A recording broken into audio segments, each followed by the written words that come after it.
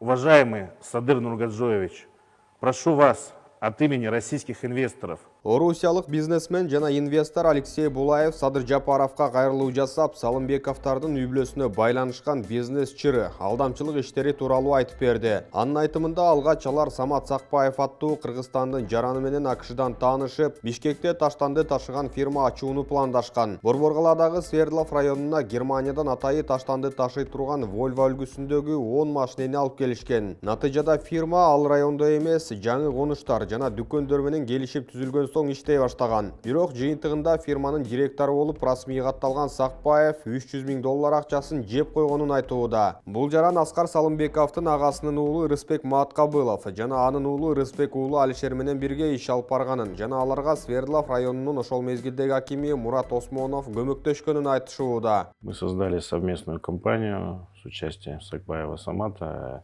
летом 2019 года.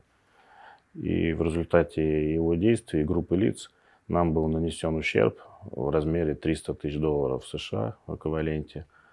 Мы написали заявление в следственные органы, это в МВД написали, и эта группа лиц, используя свои родственные связи и знакомства, пыталась вмешиваться и мешать ходу следствия. Соответственно, мы передали дело, обратились в прокуратуру, передали дело в ГКНБ, и там все то же самое повторяется один в один. Все следственные действия, которые происходят в судах, часть дела уже в суде, часть еще на расследовании, все следственные действия идут с нарушением действующего законодательства. Мы уже обращались с письмами во все инстанции, и в ГКНБ, и в суды, и в прокуратуру, но наше обращение не находит никакого ответа. Мы уже начинаем писать заявление с привлечением к ответственности должностных лиц. И на примере вот уже подали заявление о привлечении к ответственности судьи Первомайского района, потому что незаконные были действия с его стороны проведены. Самат Сакпаев компаниянын директору болуп расмий катталгандыктан ишмердүүлүгүн жүргүзүүгө толук укуктуу болгондугун Булаев айтууда. Чогуу ачкан ишинен туура эмес кадамдарды жана акчанын жоголуп жатканын байкаган инвесторлор Бишкекке келишип, каражаттары уурдалганына өздөрү да күбө болушкан. Натыйжада өткөн жылдын июль айында тергөө органдарына арыз менен кайрылган. 2019 года заявление мы подали в июле 2021 года, то есть фактически деятельность компании была 2 года.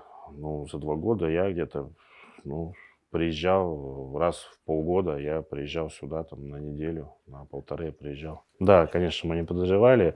И когда Самат Сакбаев весной 2021 года полностью перестал выходить с нами на связь, перестал ходить на работу, отвечать на наши звонки. Соответственно, я пролетел, и мы начали разбираться и вынуждены подать заявление в следственные органы. И, соответственно, следственные органы пришли, изъяли всю бухгалтерию, был проведен аудиторский анализ независимый, следователь сам назначил анализ, и там выявлены все хищения. И когда мы получили доступ к счету, мы увидели всю истинную картину, что он подделывал банковские выписки, нам предоставлял поддельные банковские выписки, а на самом деле все деньги снимал с расчетного счета и присваивал. Орусиялык инвестор Алексей Булаевдин айтымында бул топ тарабынан катарлаш дагы бир компания түзүлүп, анын жетекчиси ошол эле Самат Сакпаев болуп катталган. Алардын максаты Бишкек Втор ресурс ишканасынын ишмердүүлүгүн өздөрүнө оодарып алуу болчу дейт. Булаевдин бизнес өнөктөшү Сергей Остапенконун айтымында 20 жылдан ашык убакыт бою Орусиянын Новосибирск шаарында таштанды талааларын тейлөө ишин аткарып келет. В 2019 году весной познакомились с Сакбаевым Саматом на стажировке по программе Sabit. Это американская программа, которая собирала почти со всего бывшего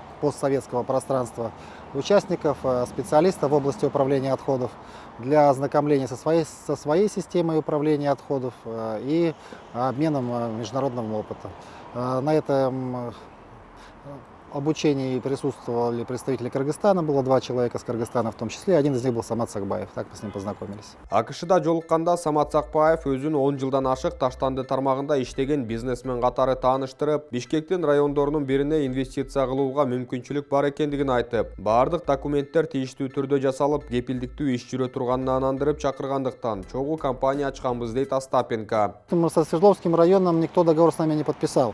То есть это был уже элемент обмана. А дальше пошло больше, что вплоть до того, что отдайте нам свою технику, уезжайте из Кыргызстана и так дальше, и так дальше. Вот. И когда ну, а Самат продолжал развивать свою схему, как мы уже выяснили в ходе следствия, нам стало известно, что он с самого 2019 года, подделывая банковские выписки, присваивал себе деньги компании, которые находились на расчетном счету. Инвестировали мы в евро, поэтому с евро счета снимал эти десятки тысяч евро, а в банковских выписках показывал нам, что эти деньги у нас на расчетном счету есть. Доступа мы не имели, потому что предоставили ему самоличное распоряжение, единоличное распоряжение расчетным счетом, управлением компанией.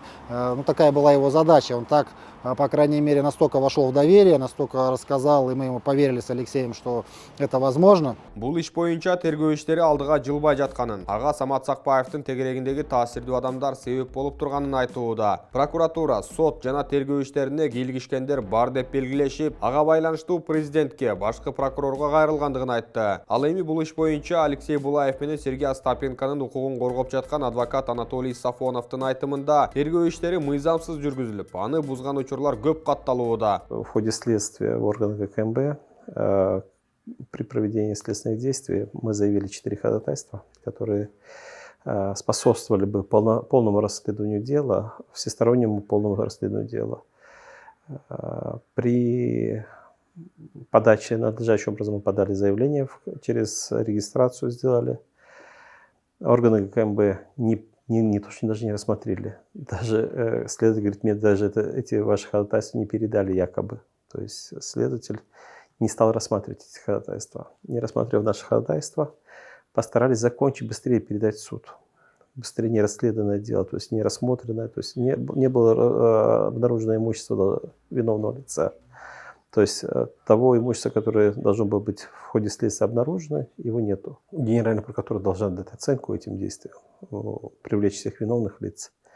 В данном случае мы говорим, что следствие не объективно, не закончено, не окончено в полной мере. Надо найти всех причастных лиц к совершению преступления. Как уже инвесторы говорят, что участвовали в данном преступлении группа лиц. Это вопрос.